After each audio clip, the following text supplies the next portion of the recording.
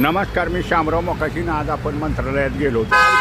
6-7 पत्र होते ती, आणि त्यातलं एक पत्र असं आहे की रिक्षा टॅक्सी चालकाला परवाना घेतेवेळी 15 वर्षाचा दाखला, पोलीस रिपोर्ट, ही सगळी कागदपत्र द्यावी लागतात. राशन कार्ड वगैरे इथं मोठा एक घोळ केलेला आहे. आणि त्याला भाषेचं ज्ञान आणि भौगोलिक परिस्थिती ही माहितीच लागते. आता जर तुम्ही परवान्याची अवस्था बघितली ना देताना, हा मोठा घोळ झालेला आहे. कागद तर घेतलेलीच नाहीत. आता सगळीच म्हणतात ना, भाईंदरमध्ये घोटाळा, भाईंदरच्या RTOमध्ये घोटाळा.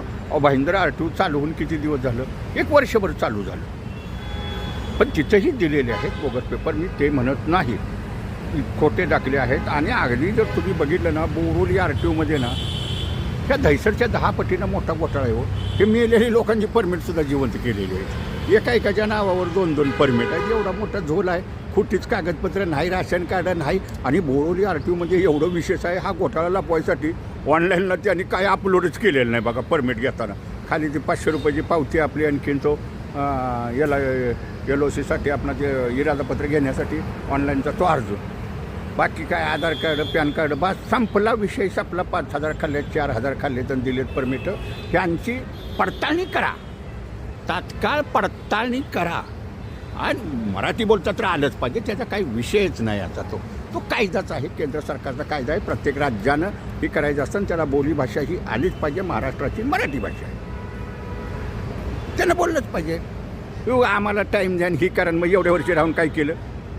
नाही, जो हमार रिक्षा, हमार परमिट, हमार नेता. आणि दहिसर RTOमध्ये त्रास आहे बरं का. त्या दहिसर RTOमध्ये दलालांचा जेवढा धुमाकूळ आहे ना, त्यात कॅबिनमध्ये बस. कॅबिनमध्ये जाऊन त्या कर्मचाऱ्यांना कामसुद्धा करून देत नाहीत. आणखीन ते हातानंच पेपर घेतात आणि हातानंच पेपर सगळा धोल चाललेला असतो. तर आता आम्ही मुख्यमंत्र्यांना पत्र बी आज बी दिले. आणखीन दहिसर RTO म्हणा, अंधेरी RTO, कुठल्या बी RTOमध्ये खिडकीवरच काम झालं पाहिजे. ना आज कोण दलाल जरी घावला तर त्या अधिकाऱ्यांना, कर्मचाऱ्यांना पहिल्यांदा सस्पेंड करा. कारण हे कर्मचारी फार मोठे लालची आहेत. तिथं बेकायदेशीर माणसंसुद्धा बसवलेली आहेत. काय आता ह्यांना बोलणार आहे? एवढे ते भ्रष्टाचारी अधिकारी आहेत. आणि परमिटची पुनर्पडताळणी ही तात्काळ चालू करा. त्या परमिटवरती फोटोसुद्धा नाहीच बघा. हे लावून दिलेलं त्या दहिसर RTOमध्ये फोटोसुद्धा लावून देत नाही. काय कुणाला काय पत्ता नाही. पण अधिकाऱ्यांना हे प्रकरण भारी पडणार आहे.